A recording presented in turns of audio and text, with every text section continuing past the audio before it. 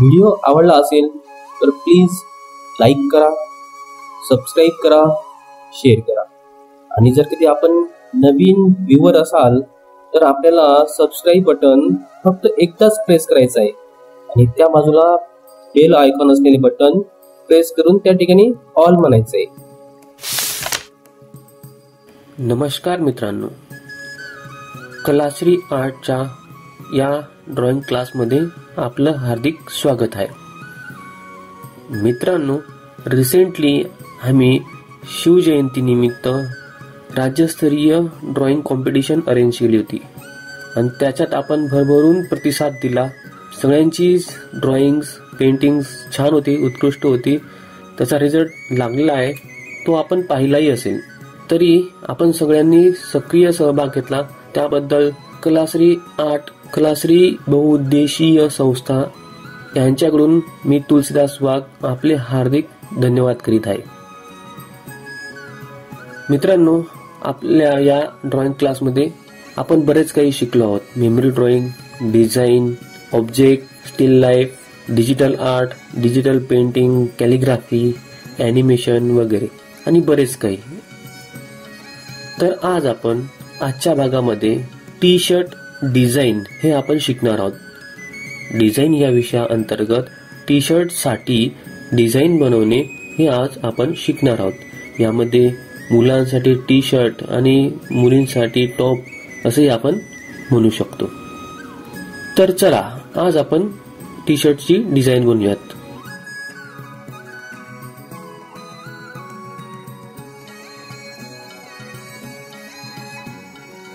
मित्रांनो, या T shirt design मध्ये आपण एकाच वेळी वेगवेगळ्या प्रकारचे 3 ते 4 आपण डिझाईन बनवत आहोत. वेगवेगळ्या टप्प्यांमध्ये आपण या डिझाईन्स बनवत आहोत.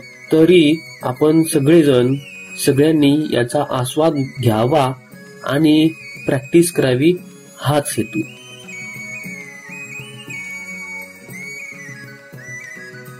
सुरुवातीला आपण आपल्या पेपरमध्ये, आपल्या ड्रॉइंग शीटमध्ये किंवा कॅनव्हासमध्ये योग्य त्या प्रकाराचे टी शर्ट साठीचे बाह्याकृतीचे आपण आरेखन करणार आहोत.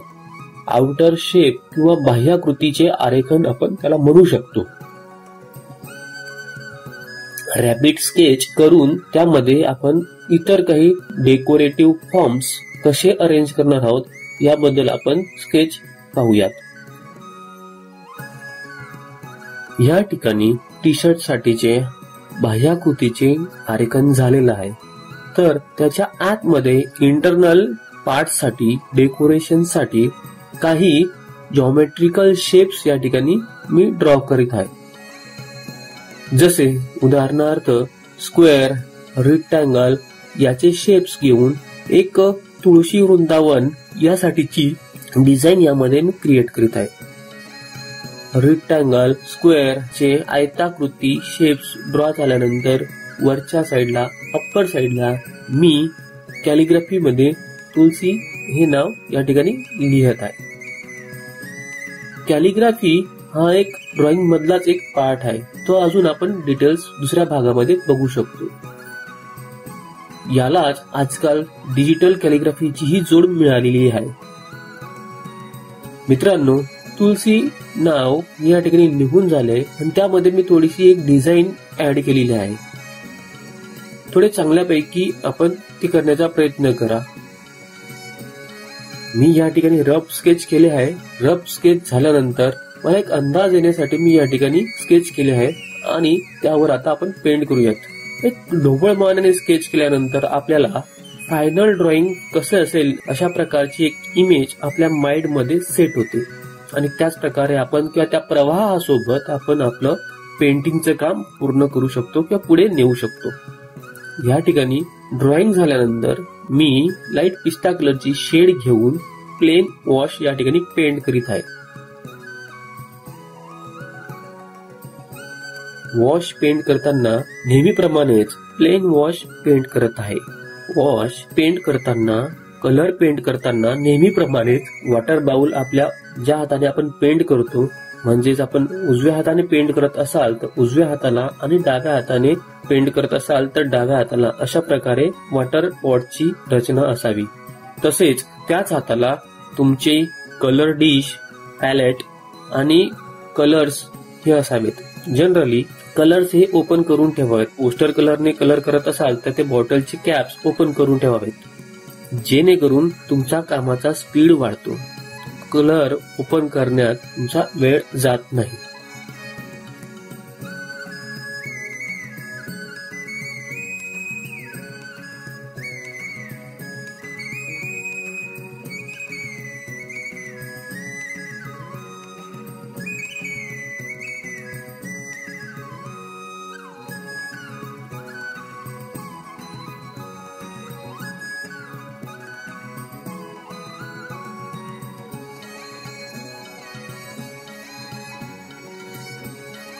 पिस्ता शेड बनवण्यासाठी मी या ठिकाणी लेमन येलो आणि ग्रीन मिक्स केले आहे आणि त्यामध्ये सफेद कलरचं म्हणजेच व्हाईट कलर पण मी ऍड केला आहे.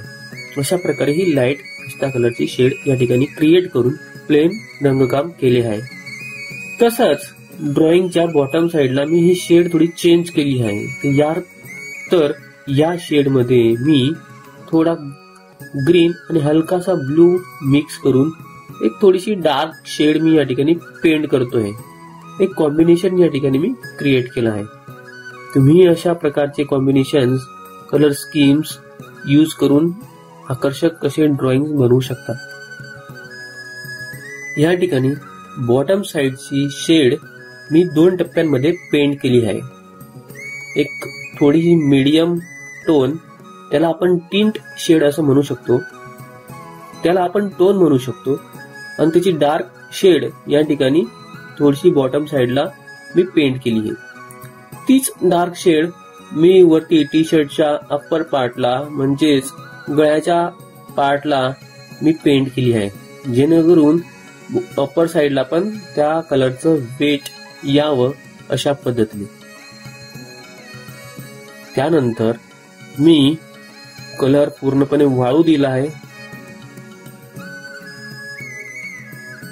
वाळल्यानंतर त्या कलर मध्ये मी थोडेसे टूथब्रशने स्प्रिंकल केले आहे. या ठिकाणी स्प्रिंकल टेक्निक ही तुम्हाला आपल्या हँडफॅनच्या पार्ट मध्ये तुम्हाला पाहायला मिळेल, किंवा आवश्यक असल्यास तुम्हाला डिटेल त्यावर डेमॉन्स्ट्रेशनही देईल. तर या ठिकाणी स्प्रिंकल ही टेक्निक यूज करून काही स्प्रिंकल या ठिकाणी लाईट पिस्ता कलरवर घेतले आहेत. मी वेगवेगळ्या टेक्स्चरचा उपयोग करू शकतात, आणि टेक्स्चर्स हे चित्रकला किंवा पेंटिंग या विषयामध्ये महत्वपूर्ण आहे.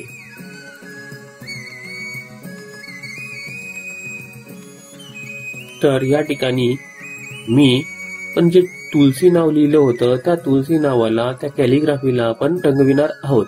या ठिकाणी मी क्रिम्सन रेड ही शेड घेऊन मी या ठिकाणी पेंट करीत आहे. कलर लेपन करताना आपल्याला सोबत एक नॅपकिनही हवा. ब्रश धुताना 2 प्रकारचे पाण्याची भांडे ही आपल्या सोबत असावी. एक ब्रश धुण्यासाठी, तसेच दुसरं पाण्याचं भांड हे पाणी आपल्या कलर मध्ये मिक्स करण्यासाठी. अन्यथा ब्रश धुतलेलं खराब पाणी जे आपण आपल्या कलर्स मध्ये मिक्स केलं तर ती शेड चेंज होते. म्हणून आपल्याजवळ 2 प्रकारची भांडी असावीत, एक चांगल्या पाण्यासाठी आणि एक ब्रश धुण्यासाठी.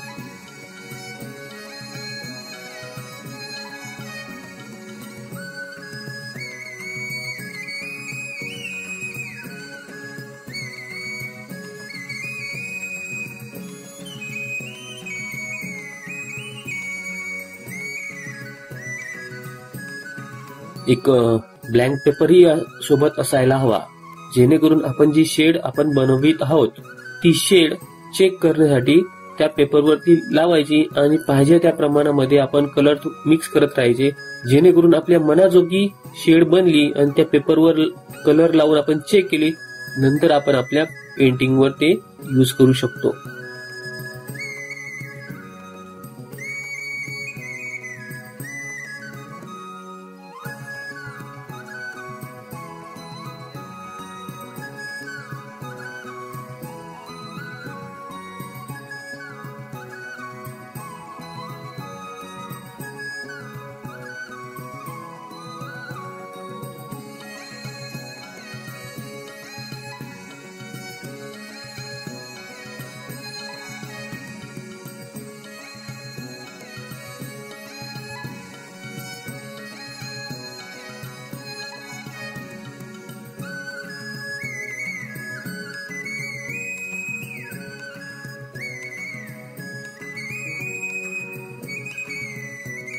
साधारणपणे मला या ठिकाणी असं जाणवलंय की बरेच जण पेंटिंग करताना ब्रश त्याची हेअरचा जो पॉइंट असतो, स्ट्रोक असतं, ते पेंट करत नाहीत, तर ब्रश हा प्रेस करतात. आणि प्रेस केल्यामुळे असं होतं की पेपरचे किंवा आपल्या ड्रॉइंग शीटचे थ्रेड निघतात आणि कलर लेपन चांगलं होत नाही आणि कलरिंग खराब होते, ड्रॉइंग खराब दिसते. एक काळजी या ठिकाणी घेण्याची गरज आहे, नितांत आवश्यकता आहे की आपण पेंट करताना ब्रशचं टोक, जे पॉइंट हा हलक्या हातानेच आपण आपल्या ड्रॉइंग शीटवर किंवा पेपरवर पेंट करायचा आहे. ब्रशचं टोक पॉइंट हलक्या हातानेच पेपरवर पेंट करायचा आहे. ज्याप्रमाणे आपल्या स्किनला काही टोकदार वस्तू टुचते आणि आपल्याला त्रास होतो, अगदी त्याचप्रमाणे आपण ब्रश पेपरवर घासला तर पेपरलाही त्रास होतो आणि आपले कलरचे इफेक्ट्स खराब दिसायला सुरुवात होते. म्हणून ब्रश हा हलक्या हातानेच पेपरवर पेंट करावा. टोकदार भाग म्हणजेच पॉइंट हा हलक्या हातानेच मुवमेंट करावी, चालवावा आणि कलरचे लेपन करावे. तुम्ही वेगवेगळ्या शेड वापरू शकतात. या ठिकाणी मी एक डार्क व्हायलेट ची शेड आपण त्या तुळशी वृंदावनच्या त्या भागांना रेक्टँगल किंवा स्क्वेअर या शेप्सला आपण या ठिकाणी पेंट केली आहे. डार्क टोन दिलाय, नंतर त्या ठिकाणी थोडी लाईट शेड पण मी या ठिकाणी यूज केली आहे आणि डार्क शेड जी आहे मिडलची बॉटम साईडच्या डार्क पिस्ता किंवा ग्रीन शेडच्या वरती पण मी पेंट केली आहे. तसेच डार्क व्हायलेट शेड ही स्लीवच्या भागांनाही मी पेंट केली आहे, जेणेकरून हा कलर जो आहे, व्हायोलेट कलर जो आहे, हा एकटा न दिसावा आणि कलर कॉम्बिनेशन एकमेकाशी मिळते जुळते असावे या हेतूने.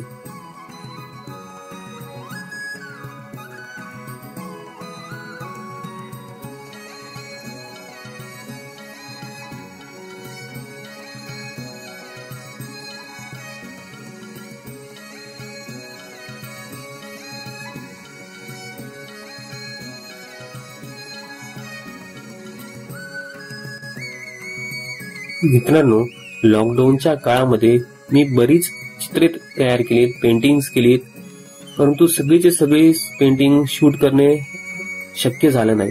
तरी मी प्रयत्न करीत आहे की जास्तीत जास्त शूट करावेत आणि त्याचे व्हिडिओज तुमच्यासाठी घेऊन यावेत. तुमचं सहकार्य, तुमचं प्रेम असंच मिळत राहो ही अपेक्षा. या ठिकाणी पेंट झाल्यानंतर मी आपण जे डिझाईन केली होती तुळशी नावाच्या भोवती किंवा वरती मिडलला झाडांची जी डिझाईन केली होती त्या डिझाईनला मी आता कलर करत आहे. तर कलर करताना त्याच्या वेगवेगळ्या ब्रांचेस, झाडांच्या फांद्या या ठिकाणी मी डिटेल्स करीत आहे. तुम्ही ब्रशचा टोकेरी भाग, पॉइंट्स किती सराईतपणे पेंट करतात, किती सफाईदारपणे तुम्ही वापरतात, ते कौशल्य या ठिकाणी तुमचे पणाला लागणार आहे.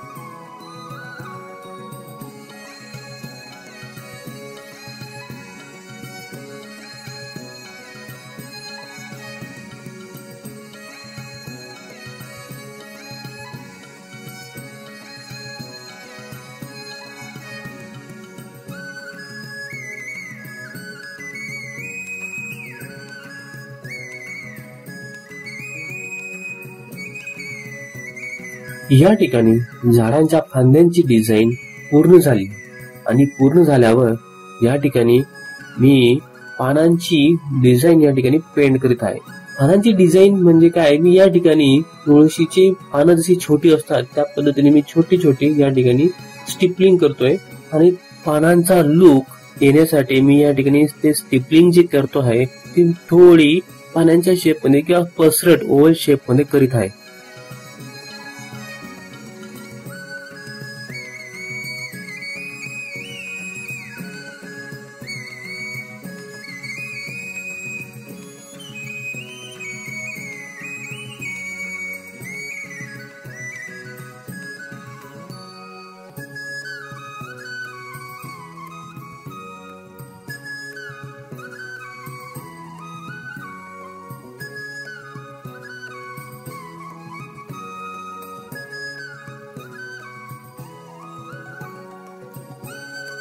या ठिकाणी वेगवेगळ्या ज्या फांद्या किंवा ब्रांचेस आपण या ठिकाणी दाखवल्या आहेत त्या पद्धतीने आपण ते कलर करत राहायचंय आणि पूर्ण झाडाचा बॅलन्स होईल अशा पद्धतीने आपल्याला ते स्टिपलिंगचं काम पूर्ण करायचं आहे. या ठिकाणी शेड घेतली ती डार्क ग्रीन आणि ग्रीन कलरची या ठिकाणी पानांसाठी आणि ब्रांचेससाठी आपण उपयोग केलेला आहे.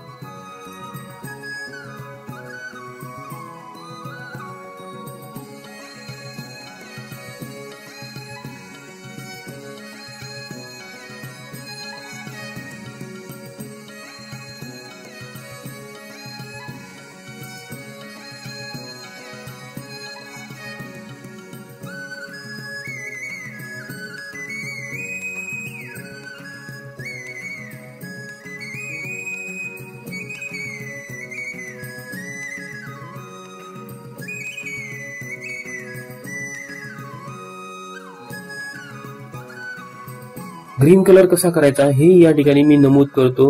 येलो कलर आणि ब्लू कलर तुम्ही एकमेकांमध्ये योग्य त्या प्रमाणात मिसळले तर ग्रीन कलर किंवा हिरवा रंग तयार होतो. त्यामध्ये पिवळ्या रंगाचं किंवा येलो रंगाचं प्रमाण अधिक वाढवलं तर तो लाईट ग्रीन, पोपटी आणि जर कधी तुम्ही ब्लू कलर म्हणजे निळ्या रंगाचं प्रमाण वाढवलं तर त्या ठिकाणी डार्क ग्रीन, गडद हिरवा रंग तयार होतो.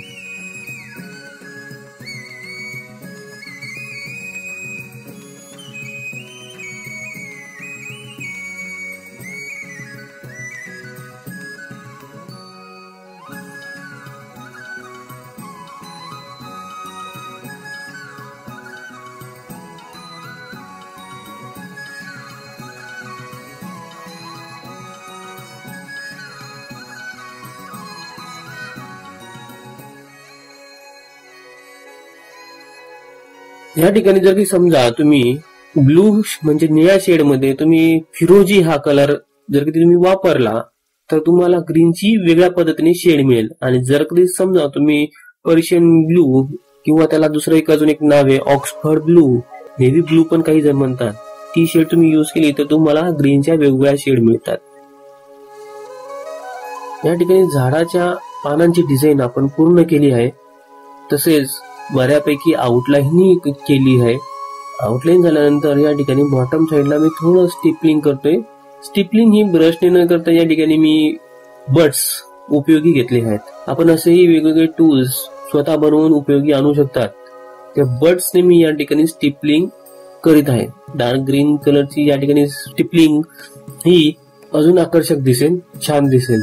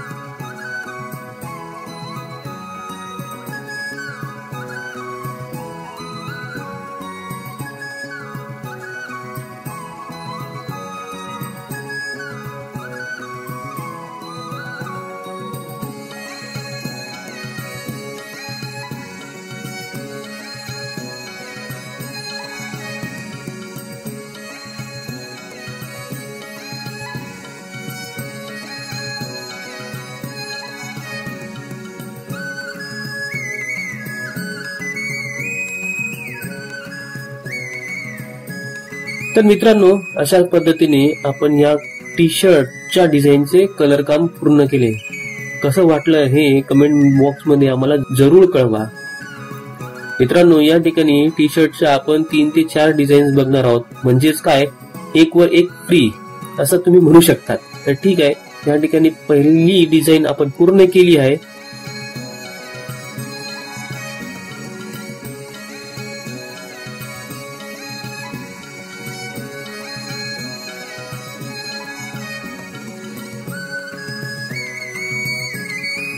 आता आपण दुसऱ्या डिझाईनला सुरुवात करूया.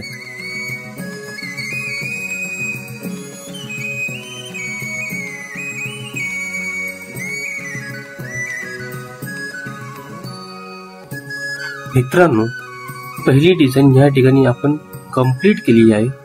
कशी वाटली आम्हाला कमेंट बॉक्स मध्ये जरूर कळवा. आपण 3 ते 4 डिझाईन या ठिकाणी बघणार आहोत. म्हणजे तुम्ही असं म्हणू शकतात की एक वर एक फ्री. ठीक आहे, तर आपण आता दुसरी डिझाईन बघूयात.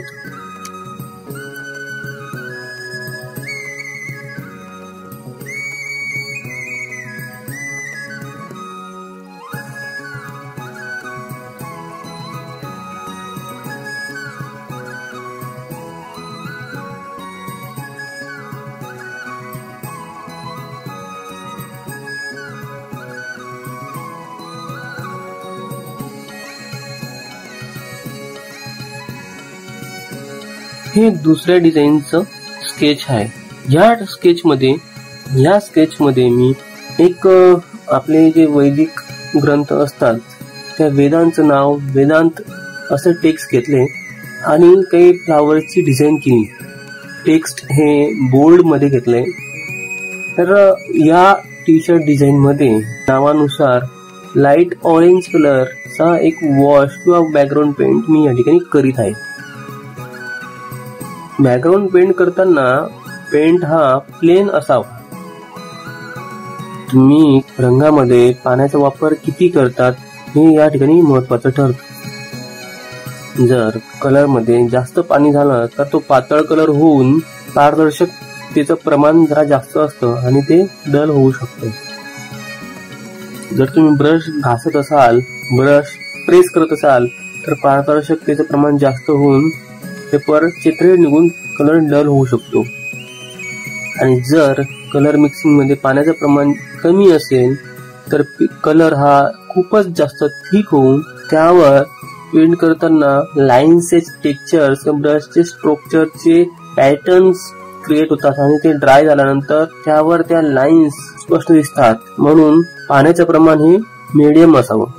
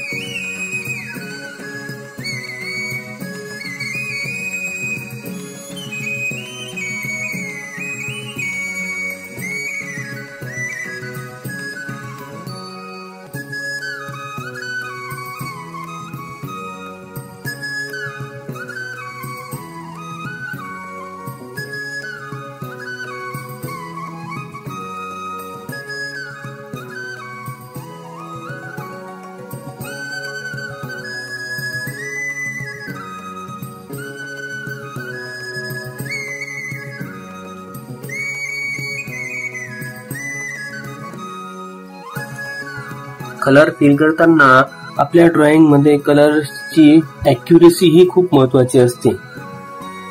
आपण ड्रॉइंग जर शार्प पद्धतीने व्यवस्थित ड्रॉइंग केलं असेल तर त्या ठिकाणी कलर करताना पण ऍक्युरेसी खूप महत्वाची असते. कॉर्नर्स किंवा लाईन एजेस या ठिकाणी आपण जर गॅप सोडला किंवा कलर बाहेर गेला तर आपल्या ड्रॉइंगचा किंवा आपल्या पेंटिंगचा लुक पण चेंज होतो. इफेक्ट हवा तसा मिळत नाही. म्हणून त्या ठिकाणी आपल्याला ऍक्युरेट कलर करणं हे खूप महत्वाचं असतं. मी या ठिकाणी कलर पेंट केलेला आहे, परंतु पेंट करता करता थोडं मागचं ड्रॉइंग मला थोडं हलकसं कळेल याची थोडी मी काळजी घेतली, जेणेकरून मला परत त्यावर ड्रॉइंग करण्याची गरज पडणार नाही, वेळ वाया जाणार नाही आणि मी सरळ त्यावर कलर काम करू शकतो. अशा पद्धतीने मी orange colour, light orange colour मी या ठिकाणी पेंट केला आहे. आता लाईट ऑरेंज मध्ये शर्टच्या स्लीव्ह साठी मी थोडीशी ऑरेंज अशी शेड घेतली. फ्रेश ऑरेंज ही शेड या ठिकाणी यूज केली आहे. स्लीव्हचा पार्ट मी या कलरने, ह्या शेडने पेंट करीत आहे.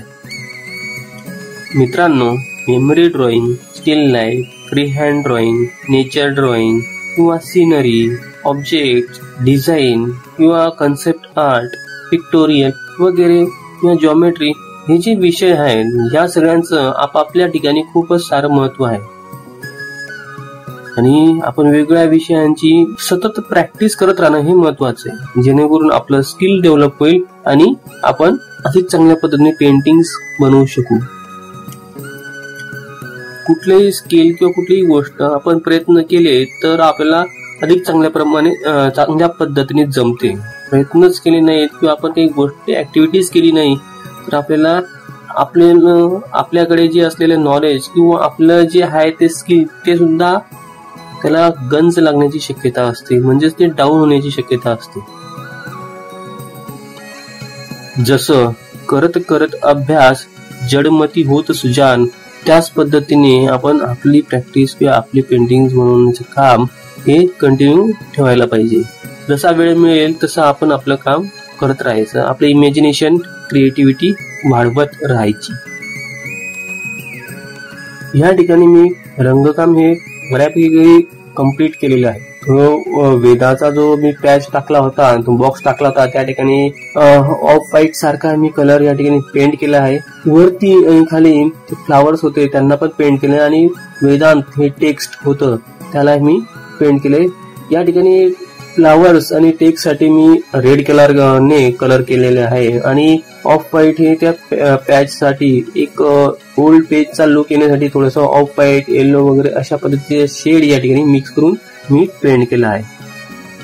आता आपण त्याला आउटलाईन करूयात. आउटलाईनने ते अजून आकर्षक वाटेल. आउटलाईन मी ब्रशने करतोय. याचं कारण असं की ब्रशने आउटलाईन करताना ब्रशचे स्ट्रोक, लाईनचा थिकनेस, लाईनची जाडी ही कमी अधिक करता येते आणि ते छान दिसतं. आपण स्केच पेनने पण आउटलाईन करू शकतात. स्केच पेनने पण आपल्याला ती पद्धत अंमलात आणता येते. काही ठिकाणी आपण जेल पेनने पण आउटलाईन करू शकतात. आपल्याला काही ठिकाणी पेंट करताना अवघड जात असल्यास किंवा अडचण येत असल्यास आपण आपल्या पेंटिंग किंवा कॅनव्हास किंवा ड्रॉइंग यांचा अँगल आपण रोटेट करू शकतो, जेणेकरून आपल्याला एक सवय झालेली असते, बेसिक अशी सवय झालेली असते की एका अँगलने आपली पेंटिंग करण्याची एक मेथड होऊन जाते. त्यामुळे काय होतं की आपण जर की समजा आपलं पेंटिंग रोटेट केलं तर रोटेट केल्यानंतर आपला अँगल आपल्याला कम्फर्ट झोन मध्ये मिळतो आणि आपलं पेंटिंगचा स्पीड चांगला होतो.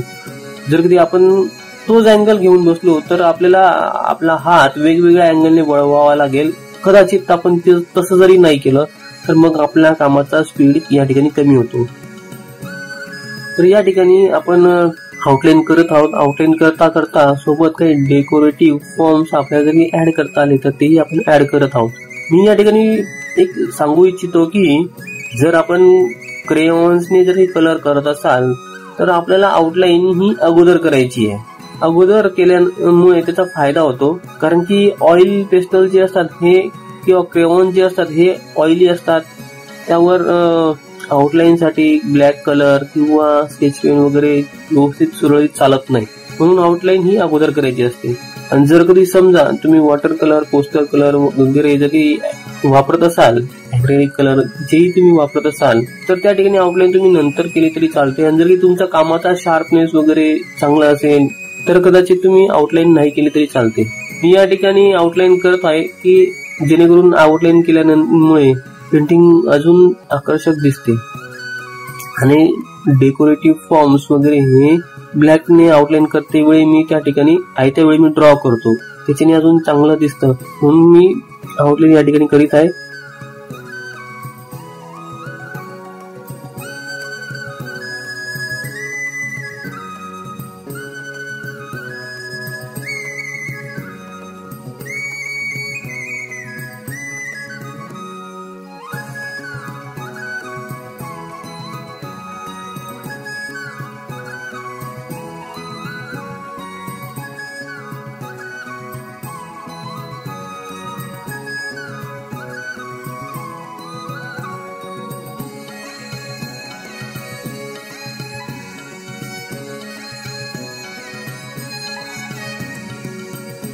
तर अशा पद्धतीने आउटलाईन पण झालेली आहे.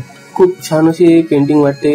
आता वेदांत नावाच्या बाजूला एका साईडला काही उभ्या लाईन्स, व्हर्टिकल लाईन्स दिसत आहेत, त्या ठिकाणी मी एक वेगळी शेड पेंट करणार आहे.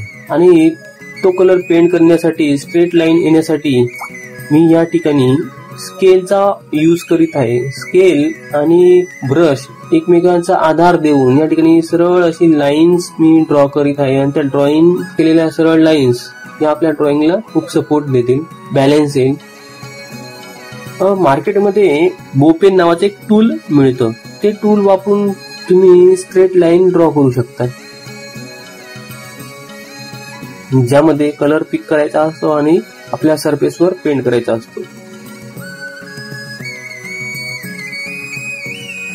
तर या ठिकाणी बाजूच्या व्हर्टिकल लाईन्सचा जो पॅटर्न आहे तोही मी पेंट केला आहे. आणि वेदांतचा जो पॅच आहे त्या ठिकाणी त्यालाही पेंट केले. आणि अशा पद्धतीने हे सेकंड ड्रॉइंग, दुसरं ड्रॉइंग पण आपलं रंगवून पेंटिंग आपलं कम्प्लीट झालेलं आहे.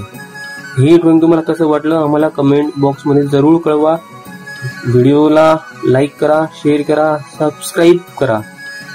आता आपण वळूयात तिसऱ्या ड्रॉइंग कडे.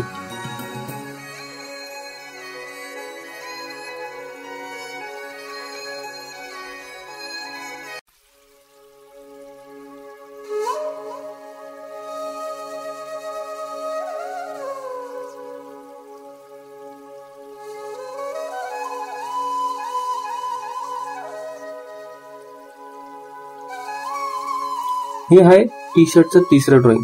या ड्रॉइंग मध्ये मी एक वाघाचा फेस ड्रॉ करण्याचा एक प्रयत्न केला आहे. आणि वाघाच्या स्किनचा पॅटर्न या ठिकाणी मी इमॅजिन करून हा टी शर्ट मी डिझाईन केला आहे.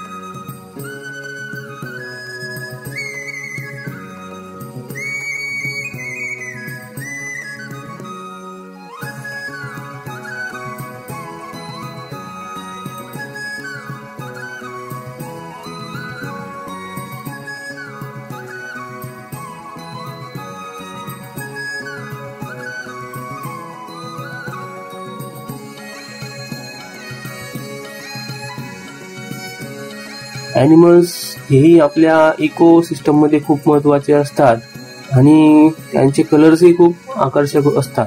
तर या ठिकाणी एक टायगरचा मी या ठिकाणी फेस ड्रॉ केलाय आणि त्याच कलरने मी रंगवणार आहे.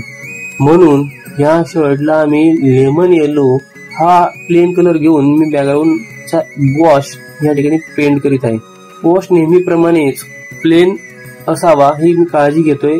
आणि शिवाय मला बॅकग्राऊंडचं जे ड्रॉइंग केलेले आहे ते ड्रॉइंग पण मला दिसेल अशा पद्धतीने तो पेंट मी या ठिकाणी पेंट करीत आहे. हाफ सरफेस पेंट करायचा होता, या ठिकाणी त्या कारणासाठी मी फ्लॅट ब्रश यूज केलाय, जाडसा चपटा ब्रश मी यूज केलाय, जेणेकरून बाकीचं जे रंगकाम आहे ही लवकर होईल. हा माझा त्या मागचा उद्देश होता. ठिकाणी बॅकग्राऊंडला लेमन येलो कलरचा प्लेन वॉश झाल्यानंतर त्यामध्ये हलकासा मी ग्रीन कलर ऍड केलाय आणि ती शेड म्हणजे लाईट पिस्ता कलरची शेड या ठिकाणी स्लीव्ह साठी या ठिकाणी पेंट करीत आहे.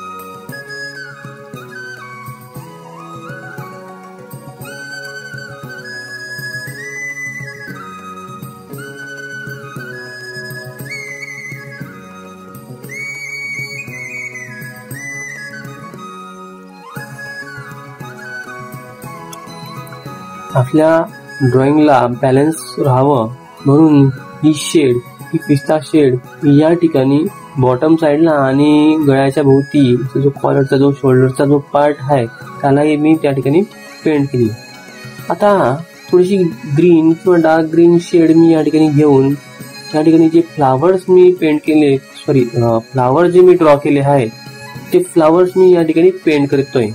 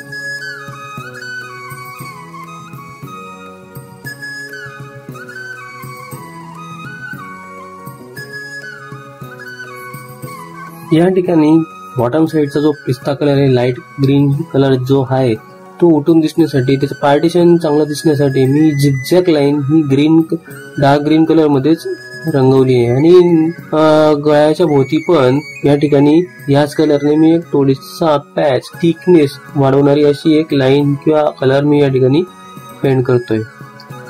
उद्देश काय आहे की आपलं ड्रॉइंग अधिक चांगल्या पद्धतीने आकर्षक दिसावं आणि कलर बॅलन्सिंग छान व्हावा, ह्या हेतूने आपण या ठिकाणी कलर करतो आहोत. आणि जनरली आपला प्रत्येक ड्रॉइंगसाठी हाच उद्देश असतो की आपलं ड्रॉइंग अधिक चांगल्या पद्धतीने छान दिसावं, समोरच्या व्यक्तीला आपल्या कलेचा आस्वाद चांगला मिळावा, हाच आपला उद्देश असतो.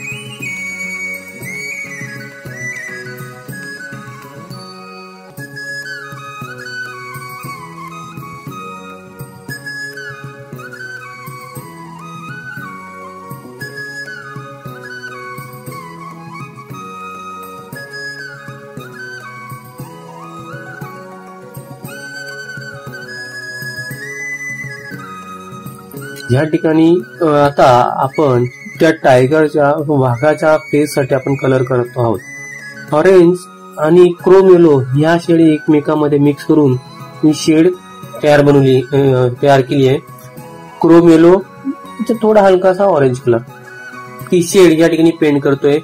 यामध्ये फेसचा जो सेंटरचा पार्ट आहे, नाकाभोवतीचा किंवा वरचा का पाळाभोवतीचा, त्यामध्ये मी व्हाईट शेड किंवा व्हाईट कलर ऍड करून लाईट शेड बनवतोय, जेणेकरून आपल्याला ग्रेडियंट शेड आपल्याला या ठिकाणी मिळेल.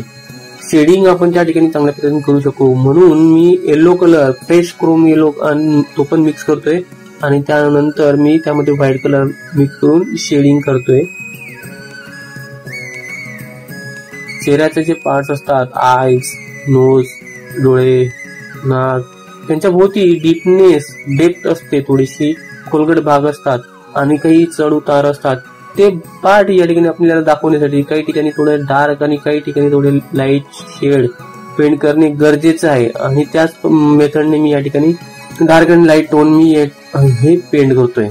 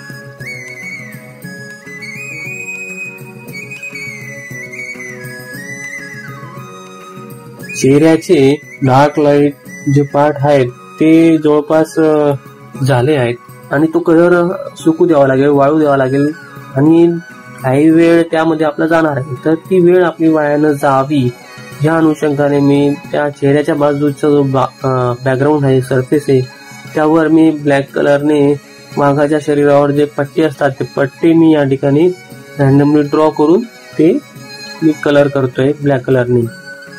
किंवा पूर्णतः ब्लॅक कलर न घेता मी या ठिकाणी थोडासा मरून टाईप शेड, थोडी डार्क शेड मी या ठिकाणी पेंट करतो, जेणेकरून हे पॅचेस किंवा पट्ट्यांचा पण फील येईल आणि कलर काम हे स्पीडली होईल, आपली वेळ वाचेल या अनुषंगाने हे काम मी करतोय.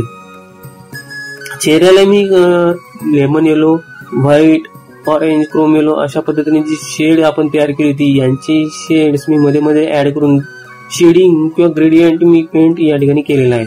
चेहऱ्याचे डोळे, नाकाचा पार्ट, तोंडाचा पार्ट या ठिकाणी थोडासा लाईट आपल्याला दिसतोय. हे दिसण्याचं कारण असं की आपल्याला परत परत त्या ठिकाणी ड्रॉइंग करण्याची गरज नाही आणि ते जे ड्रॉइंग दिसतंय लाईट ड्रॉइंग त्यावरच आपण पेंटिंग हे शार्प पद्धतीने व्यवस्थित ऍक्युरेट पद्धतीने कम्प्लीट करू शकतो आणि आपला वेळ वाचू शकतो आणि आपलं ड्रॉइंग पेंटिंग झाल्यानंतर अधिक खुलून येईल अशा पद्धतीने मी हे थोडंसं बारकावे या ठिकाणी टिपतोय किंवा नमूद करतोय आणि मी तुम्हालाही शेअर करतोय जेणेकरून तुम्ही आपल्या पेंटिंग मध्ये असे बारकावे वापरावेत आणि चांगल्या टिप्स वापराव्यात आणि आपले ड्रॉइंग चांगले करावेत हा प्रामाणिक हेतू या ठिकाणी मी ठेवतोय.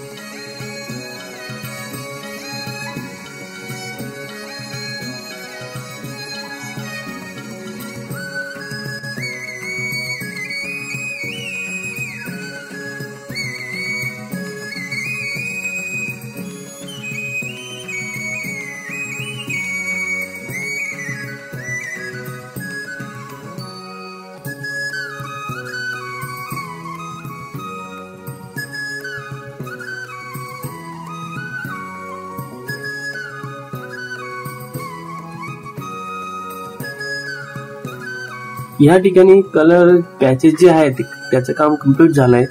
सोबतच मी ब्लॅक कलरने आउटलाईन ही मी दिलेली आहे. आउटलाईन करता करता मी या ठिकाणी काही डेकोरेटिव्ह पार्ट्स जे आहेत किंवा डेकोरेटिव्ह एलिमेंट्स जे आहेत जसं लाईनचे झिगझॅग पॅटर्न्स वगैरे ते मी या ठिकाणी रंगवून घेतले. जेवढं आकर्षक करता येईल त्या पद्धतीने मी हा प्रयत्न करून काम मी बारकावे या ठिकाणी करून घेतले. आता आपण चेहऱ्याच्या भागाला आउटलाईन करत आहोत. चेहऱ्याचा भाग पण मी आउटलाईन करून घेतोय.